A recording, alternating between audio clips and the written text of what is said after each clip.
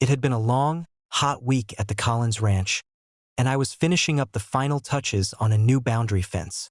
Stretching over several miles, it marked the outer edges of our 600-acre property, a precise, legal demarcation fully compliant with county regulations. The fence was sturdy, built with reinforced posts, steel wire, and proper signage. It was a symbol of both protection and ownership. That's when the HOA decided to intervene. Their president, Karen, along with a few enforcers, arrived unannounced, clipboard in hand, waving papers and muttering about unauthorized construction and illegal fencing. She claimed the fence violated HOA guidelines and threatened fines. I walked up calmly, surveying the perimeter.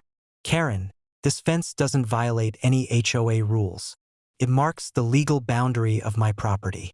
Every post, every wire, and every sign is documented and fully permitted. Karen scoffed. We don't care about your permits. You need approval from the board, or else. I smiled and gestured to the surveyor's stakes and legal documentation I had kept on file. This is not just my land. It's properly surveyed property. Every inch is backed by county records and the deeds. Any attempt to fine me would be legally frivolous and entirely unenforceable.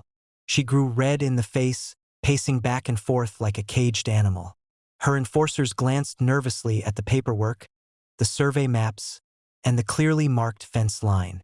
The reality was unavoidable.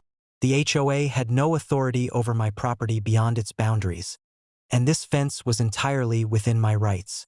Still, Karen persisted, trying to intimidate me by threatening lawsuits, public complaints, and fines. I calmly opened my laptop, pulling up the digital property records, including GPS coordinates, satellite images, and the recorded surveyor logs. Here's every proof you'll ever need. If you try to issue a fine, I will not only contest it but pursue legal action for harassment and attempted fraud. You see, Karen, facts and law matter, your threats do not. By mid-afternoon, the HOA representatives had retreated, muttering angrily under their breath. Neighbors who had witnessed the confrontation applauded the clarity and precision with which the ranch defended itself.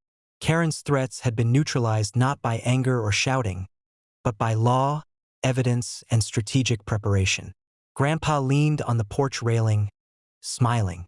Every time she tries to bully, she ends up looking foolish. That fence is more than wood and wire. It's proof that preparation beats entitlement. I walked along the fence, inspecting the posts and signs, satisfied. The Collins Ranch remained fully protected.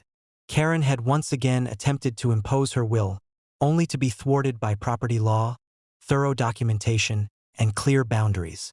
The message was simple.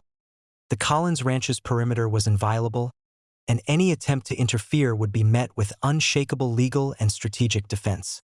By sunset, the fence stood tall, the ranch intact, and Karen's reputation further diminished. Another day, another lesson. Entitlement meets law, and law always wins when backed by preparation and evidence.